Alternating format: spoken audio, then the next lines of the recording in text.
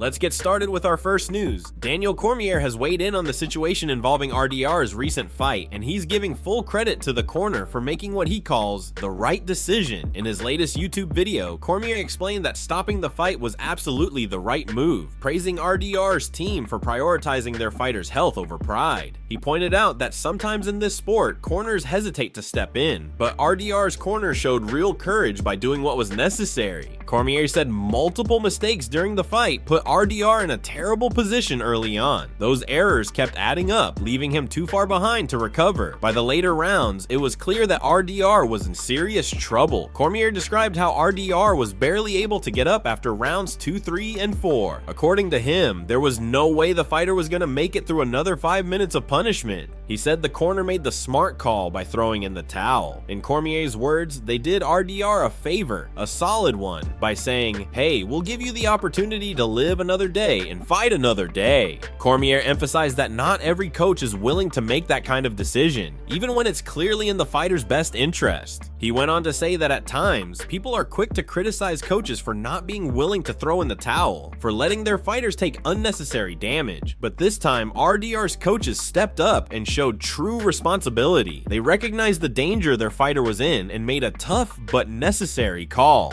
Cormier praised them for acting with integrity, highlighting that saving a fighter's career is more important than risking long-term damage for one night of competition. He closed his thoughts by commending RDR's team for doing exactly what a great corner is supposed to do: protect their fighter when he can't protect himself. Move on to another news. Javier Mendez has spoken out about why Movsar Evloev still hasn't received a UFC title shot, despite his incredible rise in the featherweight division.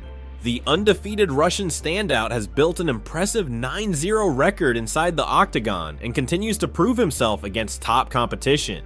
Yet, according to Mendez, the lack of attention from the UFC isn't about skill, it's about star power. During his appearance on the Norimi podcast, Mendez voiced strong support for Movsar, saying he's earned the right to fight for the belt. He explained that in his eyes, Movsar has done everything needed to be considered the top contender. But as Mendez put it, the UFC sometimes prioritizes fighters who generate more buzz rather than those who have earned their spot through hard work and consistent performances. Mendez said, "Look at him. Look how long it's taken him. They're passing him up because people aren't that interested to see him, even though he deserves it. He's number one in my opinion." He emphasized that the promotion often looks for fighters who can draw in the audience, even if their recent fights haven't been impressive. To make his point, Mendez compared Movsar's situation to that of Sean Ali. He questioned how Ali managed to get multiple title shots despite, in his words, lackluster performances. Mendez noted that Ali's recent fights didn't excite the fans, and after suffering 2 straight losses to Merab, his marketability has dropped significantly. Now he's lost 2 in a row, and the last one wasn't exciting at all. He got demolished, Mendez said firmly. He went on to explain that the UFC often operates based on timing, hype, and popularity rather than rankings alone. It comes down to different variables, he said.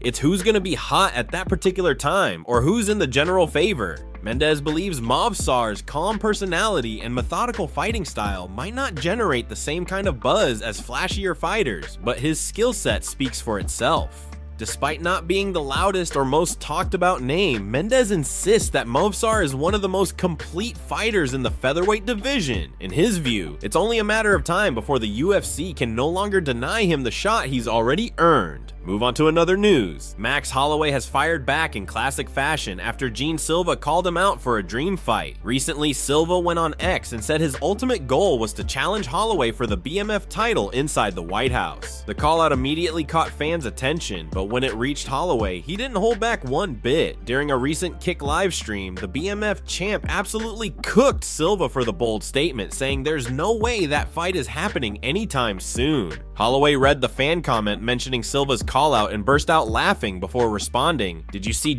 Silva called me out for the White House? Is he smoking drugs?" Holy, he couldn't believe what he was hearing and went on to roast Silva for his most recent performance against Diego Lopez. Holloway said, "Did he not see what Diego Lopez just did to him? This guy's gotta be trolling us, bro." He didn't stop there. Holloway continued with his trademark humor, saying, "He needs to be concussed. That mother stays concussed, bro. Whatever he's saying, we're not gonna take it serious." The former featherweight king was clearly amused, dismissing the entire idea of a matchup with Silva as a joke. Holloway doubled down, repeating, "Dude stays concussed." What a weirdo, huh? His reaction quickly went viral among fans who found his response hilarious. Many pointed out that Holloway has built a reputation for his cool, confident attitude and his ability to shut down callouts with pure comedy and charisma. While Silva's ambition to fight for the BMF belt may have drawn attention, Holloway made it clear that he's operating on a completely different level right now. After his dominant victory and highlight reel knockout at UFC 300, Holloway's stock is sky high. He's been linked to massive fights across divisions, with names like Ilya and even Conor being thrown around for potential super fights. As for Silva, it seems Holloway's message couldn't be clearer. Before talking about the BMF title, he needs to prove himself against top-tier competition.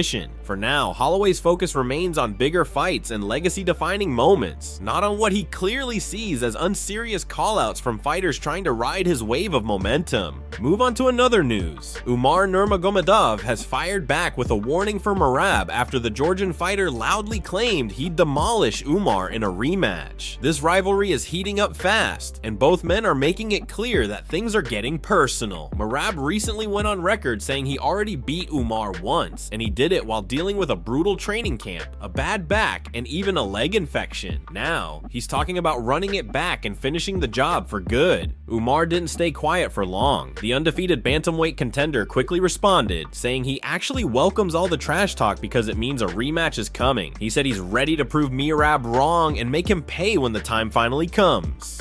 Right now, Umar is booked to face Mario Bautista at UFC 321, and he's made it crystal clear that his main goal isn't just the title, it's revenge. According to him, this isn't about rankings or belts anymore. This one's personal. Merab, meanwhile, is riding an incredible streak. He's coming off a dominant victory over Corey Sandhagen and is set to face Petr Yan in December. The Georgian machine has been on fire, looking to extend his win streak to 4 and possibly position himself as one of the most consistent bantamweight fighters in UFC history. In a recent interview, Umar spoke about Merab's comments and didn't mince words. When asked about Merab saying he wants to hurt him this time, Umar replied calmly but with confidence. "When I saw this, I thought nice," he said. "You have to be in this mood because I hope you're going to take this fight again. Don't run somewhere else. If you really think you can hurt me, then show me. Let's see." He added that he respects Merab's energy, but promised that things will be different the next time they meet. "If he will try to do it," Umar said, "I'm going to show him who's going to be hurt."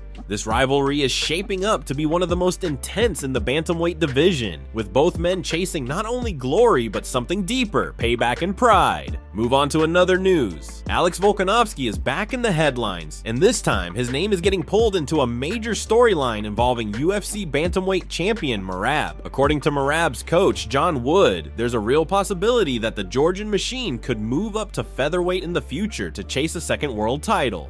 Wood revealed that Merab could still have 3 or 4 more fights at 135 before those conversations start getting serious, but he also admitted that making the cut is becoming tougher with each camp. Wood explained that Merab absolutely hates the weight cut, describing it as one of the most grueling parts of his preparation. However, he also pointed out that moving up wouldn't be simple either. At 145, Merab would still need to carefully manage his size and power to remain competitive against naturally bigger opponents. Still, with the dominance he's shown in the bantamweight division, the idea of him moving up and potentially facing Volkanovski has fans buzzing. Wood said the focus for now remains on defending the bantamweight belt and continuing to clean out the division. But if Merab keeps beating top contenders, the UFC may soon have no choice but to look toward a super fight at 145.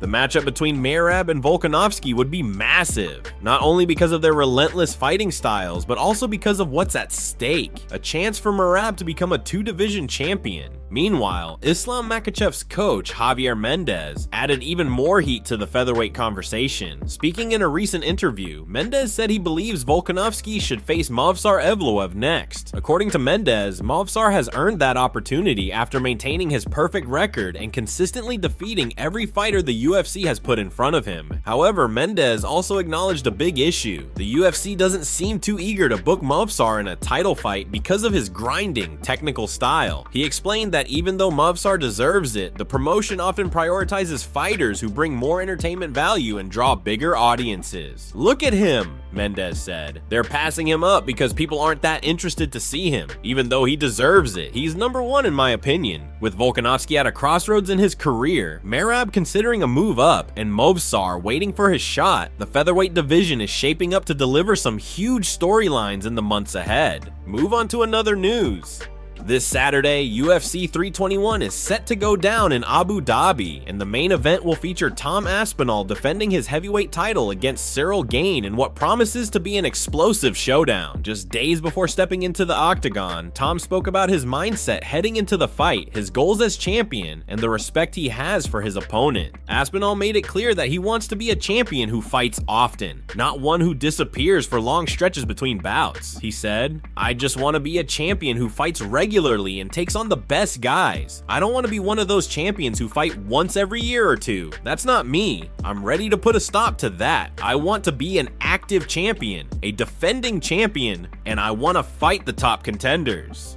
Tom emphasized that Ciryl Gane is the rightful challenger, saying it's only fair that the number one contender gets the shot. He's the number one contender, and that's what a real champion should do. Fight the best. I'm the champion, he's the next best guy, so let's fight and find out who the best really is. That's how it's supposed to go. Aspinall also had plenty of respect for Gane's skill set, acknowledging that the French striker brings a very different challenge compared to anyone he's faced before. Cyryl's a really good opponent, he said. He's unique with his style. Very technical, very smart, and very fast for a heavyweight. I've never fought anyone like him before. But at the same time, Tom made it clear that the feeling is mutual. Gane has never fought anyone like him either. That being said, he's never fought anybody like me before, Tom added confidently, so let's get in there and see what happens. Aspinall's mindset going into Abu Dhabi reflects everything fans love about him. Confidence, humility, and a burning desire to test himself against the best. His message is simple. He doesn't want to sit on the belt. He wants to defend it, fight often, and prove he's the true king of the heavyweight division. This weekend, he'll have the chance to do just that, when two of the most athletic and skilled heavyweights in the world step into the cage to decide who truly stands at the top. Move on to another news. Josh Thompson has broken down exactly why RDR appeared to quit between rounds against Brendan Allen at UFC Vancouver, offering a detailed take during a new episode of his Weighing In podcast.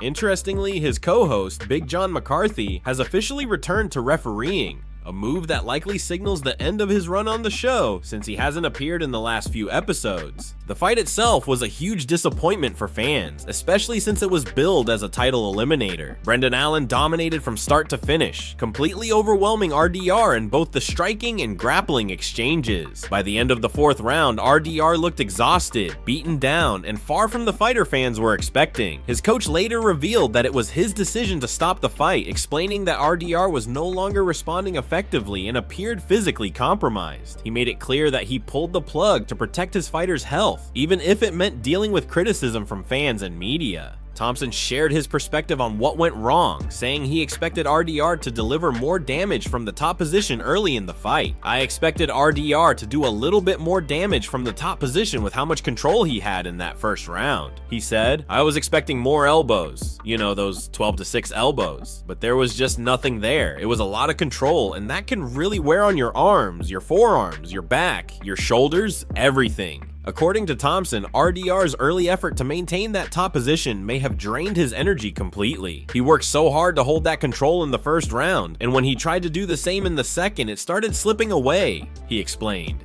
He fell off the top position, and instead of scrambling to get back, he just stayed on the bottom. Thompson also noted that RDR seemed to believe he could pull off a submission from that position, maybe an inverted triangle or an armbar. But those opportunities never came. It just wasn't there, he said. By the time the fight reached the fourth round, RDR was spent. Thompson summed it up simply. Too much control, not enough offense, and a gas tank that couldn't keep up.